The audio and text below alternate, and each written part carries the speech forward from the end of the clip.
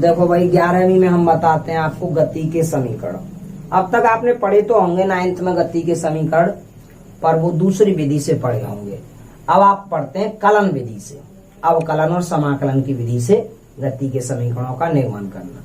देखो दो चार परिभाषाएं तो आप जानते होंगे, जैसे त्वरण क्या है, वेग क्या है, विस्थापन क्या है, इनको तो आप जानते होंगे। हम प्रथम समीकरण पर चलते हैं।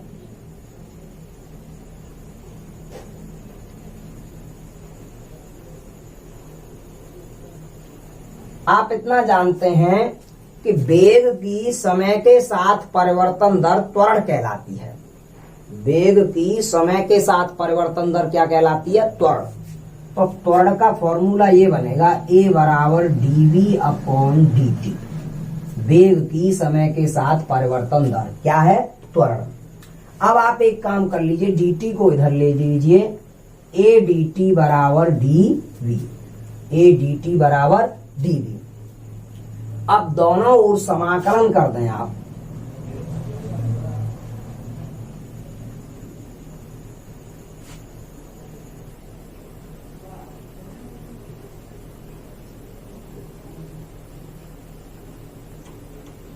तो a इंटीग्रेशन dt 0 से t समय के बीच में, और dv इंटीग्रेशन u से v तक। इन्हें बोलते हैं भाई हम लिमिट। लिमिट का मतलब है कहां से कहां तक ग्रोथिंग हो रही है। तो समय हमारी बढ़ रहा है 0 से t तक, और वेग में परिवर्तन हो रहा है u से v तक। अब जब इसका समाकलन करेंगे तो d आगे से हट जाएगा, तो सिर्फ रह जाएगा a t 0 से t बराबर, ये रह जाएगा केवल v u से v। अब इसके पश्चात इन लिमिट को हम रखते हैं। तो लिमिट ऐसे रखते हैं, पहले upper limit minus lower limit. तो यहां पे बन जाएगा a t माइनस 0, पहले t की जगह t, फिर t की जगह माइनस करके 0, बराबर यहां पर v की जगह पहले v और माइनस करके u। अब ये t ही रह गया, तो यहां क्या रह गया? at बराबर b माइनस u। u को इधर ले आइए, at प्लस u बराबर v, या ऐसे लिख दीजिए v बराबर u प्लस at। यही गति का पहला समीकरण है।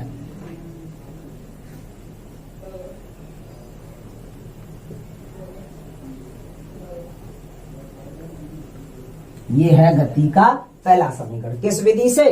कलन विधि से। वैसे आपने पहले भी विधि पढ़ी होगी, ग्राफीय विधि पढ़ी होगी, सामान्य विधि पढ़ी होगी। ये हम कलन विधि से, अब आप बड़ी कक्षा में आ गए, अब आप अवकलन समाकलन के सिद्धांतों पर चला करेंगे। तो इस तरह से आप पहले समीकरण का निर्माण कर सकते हैं। अब हम बताते हैं आपको दूसरा समीकरण। देखो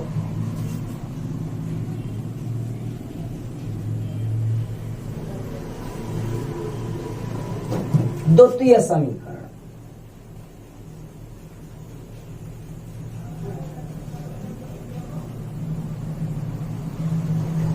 अब इतना तो आप जानते हैं कि जो वेग होता है वो विस्थापन की समय के साथ परिवर्तन दर है। तो वेग की परिभाषा ये हो जाएगी v बराबर ds अपॉन dt। विस्थापन की समय के साथ परिवर्तन दर क्या कहलाती है? वेग कहलाती है। अब dt का इधर मल्टीप्लिकेशन कर दें, v dt बराबर ds, v dt बराबर ds। v का हम मान लगा दें v बराबर u प्लस at रखने पर, इसमें रख दीजिए u plus at into dt बराबर ds। इसका अंदर गुणा कीजिए, u dt plus at dt बराबर ds। इनका पक्ष बदल लें हम, तो ds बराबर u dt plus at into dt। अब हम दोनों ओर इसका समाकलन कर दें।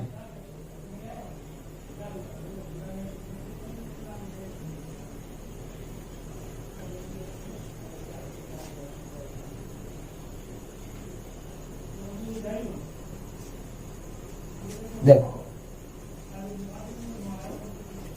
इंटीग्रेशन ds 0 से s के बीच में बराबर u इंटीग्रेशन dt 0 से t के बीच में प्लस a का नहीं होगा, t और dt एक ही जाति के हैं तो इस पूरे पर लगेगा a इंटीग्रेशन t dt 0 से t के बीच में। अब आपने एक सूत्र पढ़ा होगा समाकलन का, इंटीग्रेशन x की पावर n dx बराबर होता है x की power n plus 1 upon n plus 1। इस हिसाब में यहां पे आ रहा है t की पावर 1 dt, तो ये हो जाएगा t की पावर 1 प्लस 1 अपॉन 1 प्लस 1। देखिए ds का इंटीग्रेशन s हो गया, लिमिट 0 से s, u dt का इंटीग्रेशन t 0 से t plus a t dt का इंटीग्रेशन हो गया t की पावर 1 प्लस 1 अपॉन 1 प्लस 1 और लिमिट 0 से t। लिमिट रखें तो ये बनेगा s माइनस 0, पहले ऊपर वाली लिमिट माइनस नीचे वाली, u ये t माइनस 0 बराबर a, ये हो गया t स्क्वायर और बटे यहां पे ले लिया हमने ये 2 और 0 से t। s बराबर यहां पर रह जाएगा ओनली ut प्लस a/2, पहले t की जगह t तो t स्क्वायर और माइनस 0।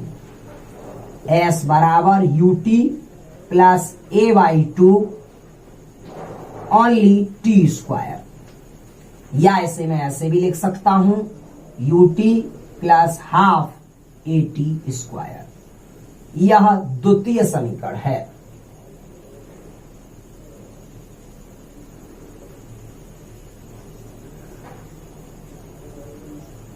यह गति का द्वितीय समीकरण है।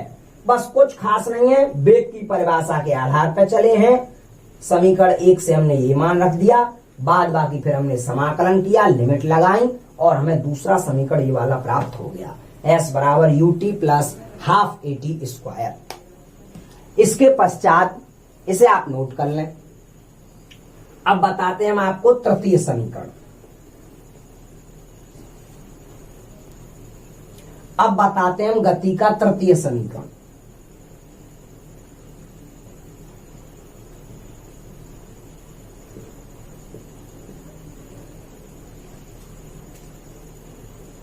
देखो त्वरण की परिभाषा के अनुसार, त्वरण की ये परिभाषा है dv अपॉन dt, वेग की समय के साथ परिवर्तन दर। अब हम एक काम करते हैं, ds का गुणा एवं भाग करने पर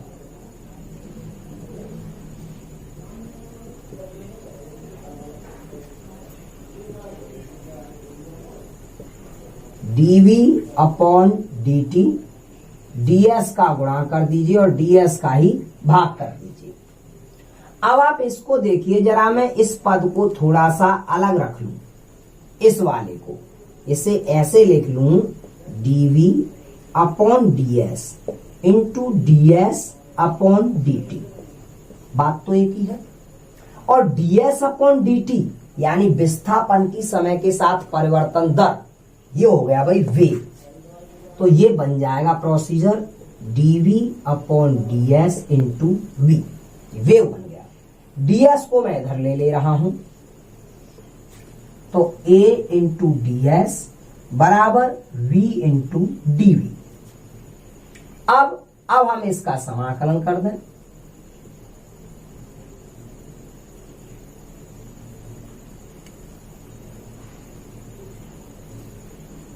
तो a इंटीग्रेशन ds 0 से s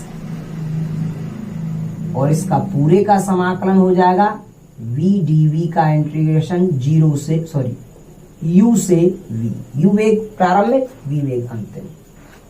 a इसका इंटीग्रेशन s 0 से s और इसका इंटीग्रेशन v की पावर 1 प्लस 1 और लिमिट u से v। इसमें लिमिट रखिए s माइनस 0 बराबर 1/2 आगे आ जाएगा और v स्क्वायर लिमिट u से v। a s बराबर 1/2, पहले b की जगह v तो v स्क्वायर माइनस फिर b की जगह u तो u स्क्वायर। इसे इधर ले आइए 2as बराबर v square minus u square. u square को भी इधर ले आइए तो 2as प्लस u स्क्वायर बराबर v स्क्वायर। और कुल मिला के इसे हम लिख सकते हैं v स्क्वायर बराबर u स्क्वायर प्लस 2as। यह तृतीय समीकरण है। एक बात अवश्य ध्यान रखिए, यहां गति के समीकरणों में प्लस का चिन्ह आ रहा है। इसमें भी प्लस आया है, पहले में भी प्लस आया है और तीसरे में भी प्लस आया है। परंतु ये अवश्य याद रखें, जब वेग और त्वरण परस्पर विपरीत दिशा में हो जाएं तो यहां प्लस की जगह माइनस का चिन्ह आ जाएगा। जब वेग और त्वरण एक ही दिशा में है तो प्लस का चिन्ह रहेगा और वेग और त्वरण विपरीत दिशा में हो जाएं सो ही माइनस का चिन्ह आ जाएगा। इतना अवश्य ध्यान रखें। ठीक है, तो इन्हें आप उतार लें और पूरा कर लें।